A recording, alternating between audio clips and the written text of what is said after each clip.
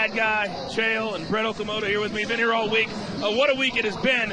And guys, as we start to now look back and reflect on what we just saw here tonight, we got to start with the guy that we talked about all week that shocked us all, that he was a star of stars. He was a man everybody wanted to see. And Brock Lesnar came out tonight, and he got it done in impressive fashion. Yeah, I'll tell you what, skill-wise, he looks like an amateur. I'm not buying into it. Outcome-wise, it is nothing short of phenomenal. Brock Lesnar, all the way back in his college wrestling days at Minnesota, he knows how to compete. He knows how to warm up. He knows how to stand in there. He understands time. He understands rounds. He understands what he needs to do to win over the judges, to have more points than the next guy. I talk about him being an amateur in his days at Minnesota. Guys, this is good college wrestling right here. He's holding another man down. He pushes him in the fence. He drags him to the mat. But most importantly, in the story of this fight, is Brock was able to stay on top. Jay Robinson, his former head coach at Minnesota, couldn't be more proud of the way Brock controlled hips. He wrist rode and he ground Mark Hunt down. Brett, from the MMA world, the UFC world, and the fans, and you've had the pulse, do you think this is a big shock, what Brock Lesnar got done tonight? I do think it was a big shock, but this is also heavyweight MMA. You know, anything can happen in mixed martial arts, and you just ratchet that up when you're talking about the heavyweight division. These are big guys with small gloves. That's what we always say, the big punchers. But in this case, I think it was the cardio, and I think it was a little bit of the moment for Mark Hunt. I think he's going to look back, rewatch this fight, and really kick himself. The momentum was in his favor after that second round. He kept it standing. Brock Lesnar was looking tired. I think he came out after that break, looking into that third round, saying, I need to get a takedown in the first minute of this round, or else I'm going to lose this fight. I'm going to be caught on my feet standing. And Brock Lesnar was able to take him down. One of the big storylines coming into this fight with Brock Lesnar and coming back from 2010 is the fact that he's a big WWE star.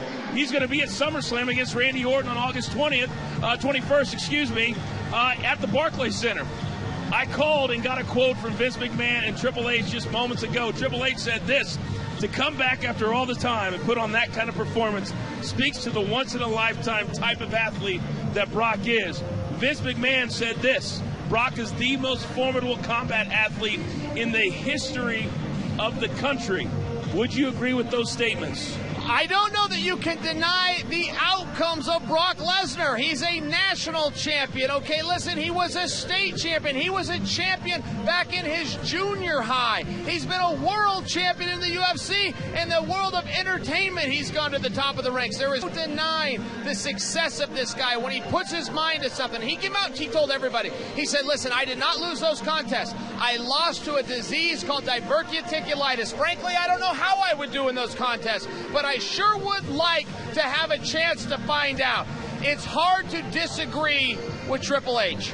Well, Brock Lesnar for right now is the guy at the top of the world, and they asked him afterwards, are you going to come back, or are we going to see you again? He said, hey, one day at a time. So right now, the next time we know we're going to see him is SummerSlam on August 21st in Brooklyn.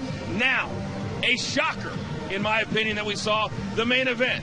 Miesha Tate, Amanda Nunes. And Miesha Tate just beat Holly Holm in March. She was the champion, her first defense. And guys, I don't even know any other way to put it other than she got dominated for 2 or 3 minutes before getting knocked out. Look, Nunes is a very fast starter. We all talked about this. She comes out like a race car. When the second and third rounds, and in this case a potential of 5 rounds, when they come, she winds down a little bit. A lot of athletes do that. She's not the only one that's a front runner, but when the storm comes, you've got to be ready to weather it. Miesha had a very fair assessment of herself. She said, I knew she was a fast starter. I knew I was going to have to get through those first few minutes. I just simply wasn't able to do it. Yeah.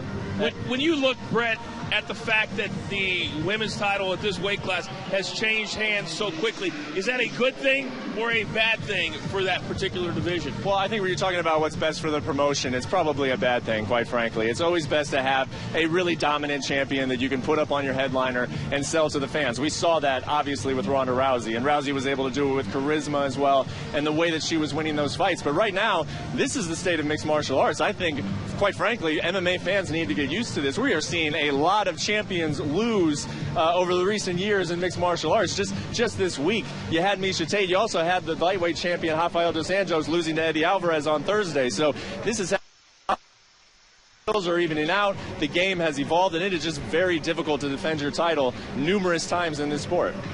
Certainly it's been a busy week of fights, and it's been a busy week of drama for the UFC. We had Dana White on earlier this evening, and he said it was the toughest week that he's ever had as the president of the UFC, and the biggest reason why is one of his biggest stars, Jon Jones, was supposed to headline and be the main event here tonight.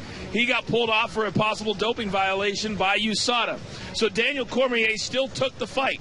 Anderson Silva flew in from Brazil, very much undersized at 205, but he was the crowd favorite, and people booed Daniel Cormier because of the style of fight and the fact that he took it to the ground. He said, I did what I had to do.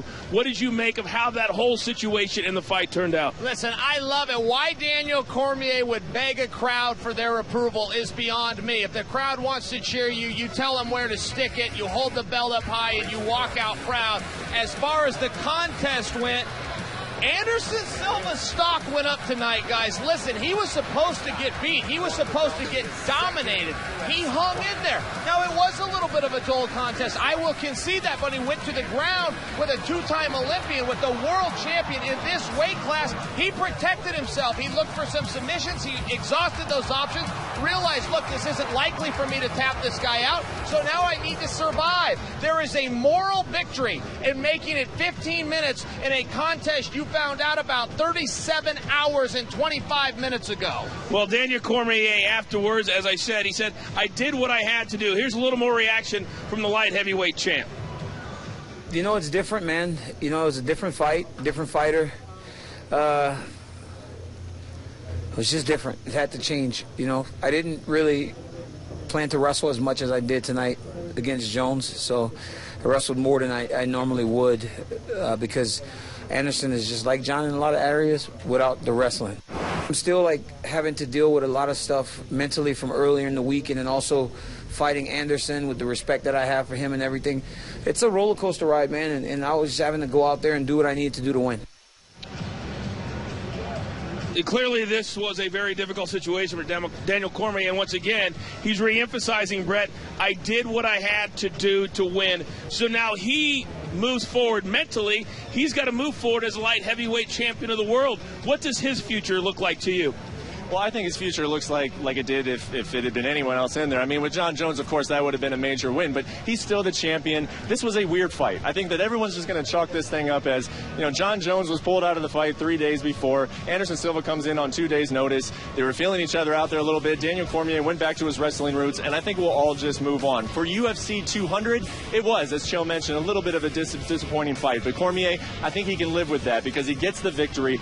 A loss would have been disastrous. So now you move on. You face your next challenger. You find out what happens to Jon Jones. Is this guy out for 2 years? And if he is, you go about defending your title like you would on any other night. So it wasn't the night that Daniel Cormier pictured, but I do think that he will live with the results. All right, very good on that. Finally tonight, if Amanda Nunes was the most dominant, then Jose Aldo was probably the most impressive. 5 rounds against Frankie Edgar, and he just picked Frankie Edgar apart, reminding all of us why he was such a dominant champion for 10 years. Guys, this was a really bizarre match for me. Here's why.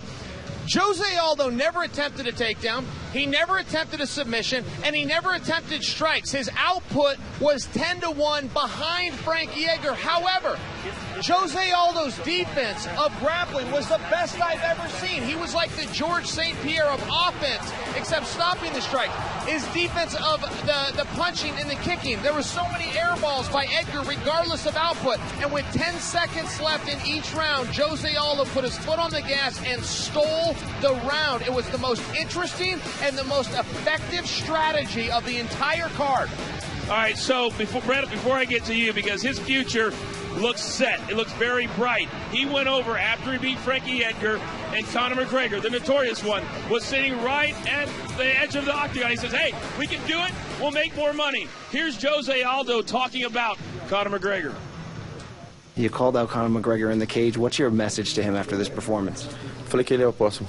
Eu vou. Mas qual é a sua mensagem para ele agora? Que ele será o próximo. Ele vai ser o próximo. Foi isso que eu estava falando com ele ali. Então, isso que eu tenho na minha cabeça. Eu vou chegar e vou ser campeão de novo. My message to him is, you are the next. I'm going to be the champion. Congratulations. Thank you. It is pretty clear that Jose Aldo thinks that what happened last December right here, and we were all here, was very much a fluke. He dove in, he got caught 13 seconds. It can happen to anybody. but he wants Conor McGregor again. Conor McGregor, August 20th, UFC 202, takes on Nate Diaz. He then said this past Thursday he's going to go back down to 145 and clean out the division. Well, this is the guy that's waiting for him, and he wants a rematch. I tell you what, I think that Dana White, being a gambler, is going to make that fight, but it would take a gambler to do it. Jose Aldo signed a contract, backed out one time. Jose Aldo was offered that fight after swearing he would do anything to have it, turned it down. Jose Aldo fought for a world title tonight and was darn near the curtain jerker. You cannot put the guy in a main event because you simply cannot count on him. You know, I agree with everything that Chael said. We've already seen what can happen when somebody pulls out of a main event. It can get a little hectic, but who else is Conor McGregor going to fight? If he wants to keep his featherweight title and go back to that division, there is only one fighter that makes sense, and that is Jose Aldo. And I got to say, the first time that they fought, I do think that Aldo was slightly mentally beaten before he went into the octagon. Before those guys got in that fight, they went on a world press tour. It was unprecedented.